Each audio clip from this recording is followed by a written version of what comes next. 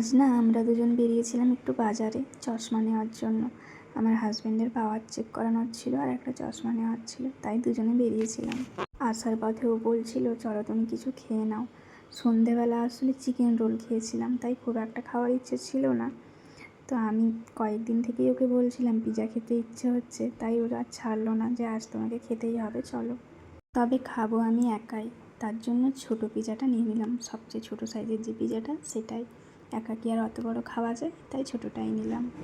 আমার husband pizza খাবে না, কারণ ওর খুব একটা ভালো লাগে না খেতে। তারপরে ও এখন একটু ডায়েট করছে, তাই খুব একটা বাইরের খাবার খাই না। আমার তো পিৎজা খেতে বেশ ভালোই লাগে। তোমাদের কার কার ভালো লাগে অবশ্যই জানাবে।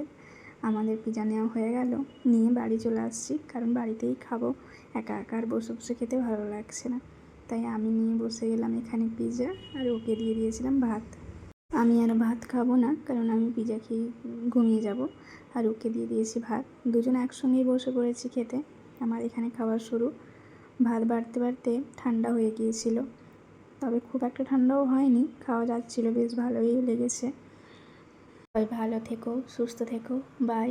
এই পর্যন্ত আমার ভিডিওটা, দেখা হবে নেক্সট ভিডিওতে।